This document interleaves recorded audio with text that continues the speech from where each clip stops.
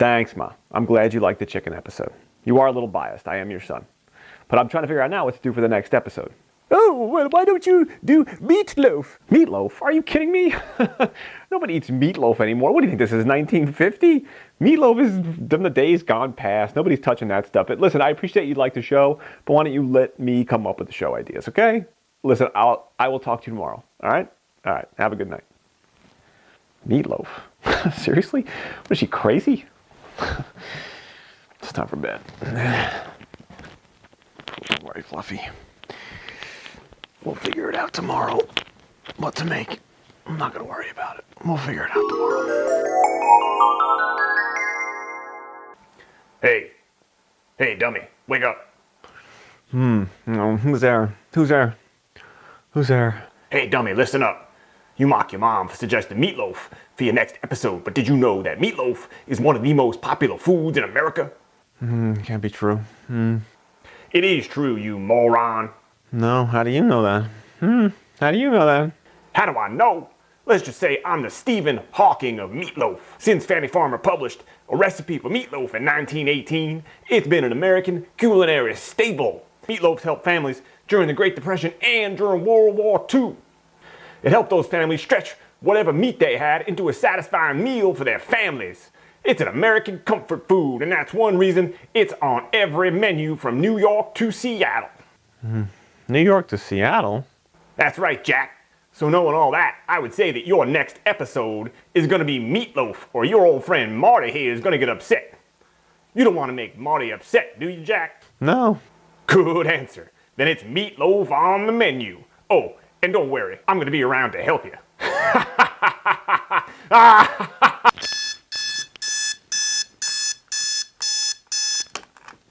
I don't know, Fluffy.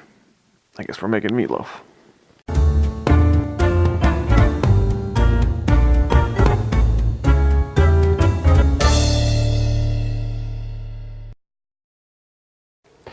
What's up, everybody, and welcome back to In Search of Flavor, a channel here on YouTube dedicated to helping you make better food in your kitchen and, along the way, understanding some of the science behind the food. Take away a little bit of the mystery. It's good to see all of your smiling faces out there, even though I can't see them. But welcome back. I hope you're ready to make some meatloaf, because that's what we're doing today. We are armed, we're prepped, we're going down into Meatloaf Alley, if that's actually a place. First thing you want to do on your road to meatloafdom is set your friendly neighborhood hot box to 375 degrees in the bake department. Have your rack in the middle position, and we are ready to go with the ingredient list. Let's get to it. We need 10 ounces of white mushrooms, 1 tablespoon of vegetable oil, 1 medium onion chopped fine, salt and pepper, 4 to 5 garlic cloves minced. If you like garlic, go with 5. I always go with 5. 2 large eggs, 1 tablespoon of Worcestershire sauce, 1 pound of ground pork, 1 pound of ground beef, 1/4 cup of all-purpose flour, 2½ cups of low-sodium chicken stock, and 1/3 of a cup of breadcrumbs. So the first thing we want to do is wash our mushrooms. You may see it on the interwebs somewhere that people don't wash their mushrooms. They're grown in the dirt.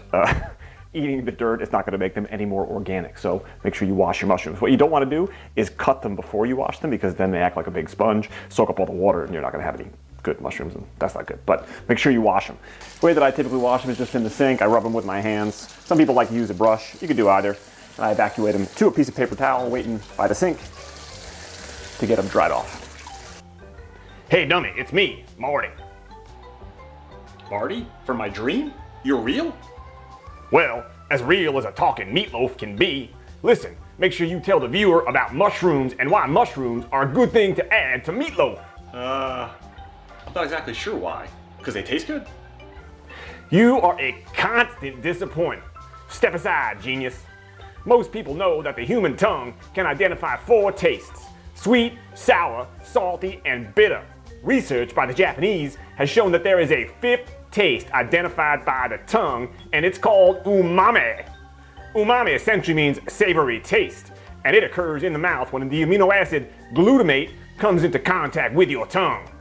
It's often described as a meaty or brothy flavor, so when you add mushrooms to your meatloaf, you are cranking your meaty flavor up to 10. Huh. That's pretty cool. Not so cool that you didn't know that, considering you're the cook, Jack. I'm just a talking meatloaf. How about we get on with the cooking? Okay, so with our mushrooms washed and dried, we are gonna go ahead and split them up because we need half for the actual meatloaf and half for the mushroom gravy. Yum. So let's split them up. I'll just put these off to the side. We're gonna slice these up for our mushroom gravy. 2, 4, 6, 7. So we'll go with 1 extra in the actual meatloaf. Okay, and then into the bowl of our waiting food processor goes our mushrooms. Then we're gonna go ahead and pulse our mushrooms about 10 times till they're nice and fine.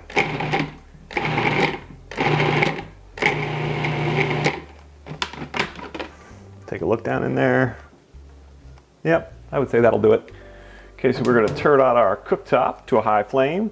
Get yourself a non-stick pan and put your vegetable oil in the pan, and we are gonna warm that, or heat it, till it is shimmering. Once you're shimmering, we're gonna go ahead and add our chopped onions. And we wanna cook these until they are nice and brown.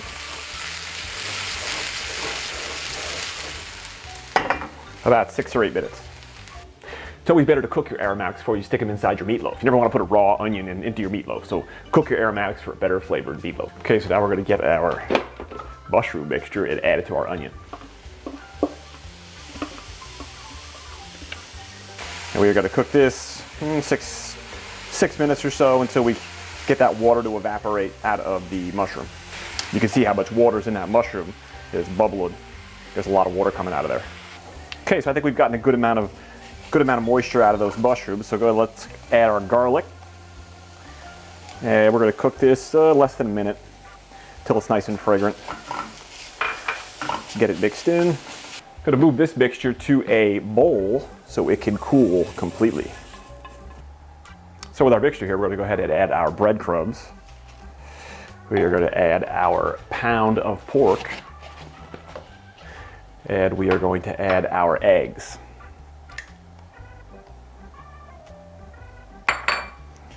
And with all that, we're going to combine it with our hands, and then when it's generally combined, we're going to add the beef.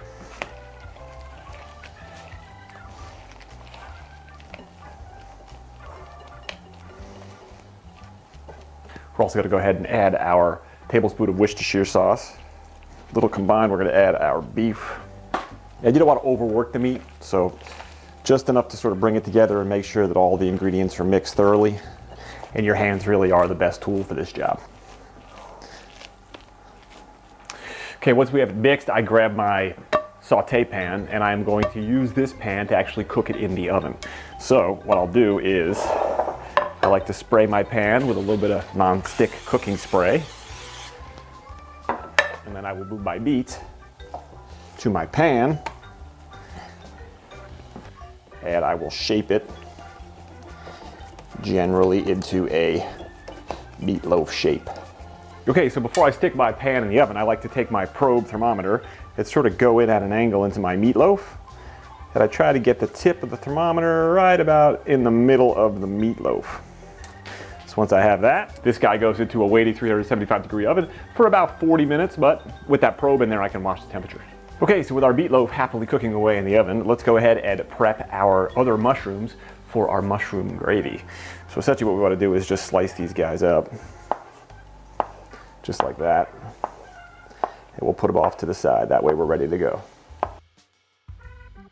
Okay, so our timer's going off. Time to check out the meatloaf. Okay, I would say that looks awfully tasty. So we're going to go ahead and evacuate this guy to a plate to cool. And we are going to put together our mushroom gravy. And while we're preparing our gravy, we're just going to tent this guy with some foil so he doesn't freeze to death. Okay, on to the gravy. Okay, so now we're going to build a nice pan gravy out of our fond on the bottom of our pan and our mushrooms that we have left over. So let's add our mushrooms to our fat and we'll go ahead and saute these mushrooms 6 or 8 minutes till they're brown. Once you get a nice brown color on those mushrooms, let's go ahead and add our flour. And this is making a roux. Cook that roux for about 2 minutes to get a nice golden color. It'll give us some flavor and it's a thickening agent for our gravy. Once we have our golden color on our roux, we're going to go ahead and add our chicken stock and whisk it in slowly. So we're going to let it come to a boil and then lower it to a simmer and reduce. Should take about 10 or 15 minutes. Don't worry, your patience will be rewarded. Okay, so with our gravy done and our meatloaf having rested 10 minutes, I would say now it is time to carve. I always like the butt piece, it's good.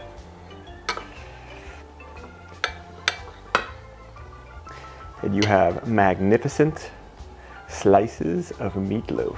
So the only thing really that could make this any better is if somebody would come along. Oh, would you look at that? A plate of mashed potatoes. Where'd those come from? Alrighty, let's go ahead and take our meatloaf and situate it thusly on said mashed potatoes. Now the only thing that remains is the gravy. Let's properly finish this meatloaf dish, shall we?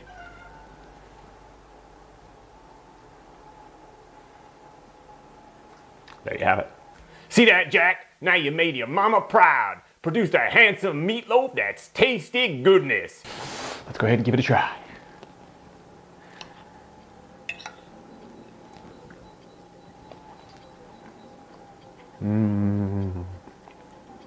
So there you have it, guys. Meatloaf with mushroom gravy in your kitchen. I hope you try this recipe at home. And do me a favor, if you're not already subscribed, go ahead and subscribe.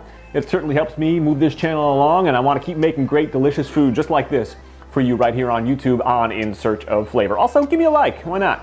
Or if you got any comments in terms of how you make meatloaf, leave them down below there. But I will see you in the next episode, and I'm gonna go enjoy my meatloaf. Thanks for watching. Oh yeah, watch my moves. Mr. Meatloaf is getting down. Step aside. Where the lady meatloaf's at? Where the lady meatloaf?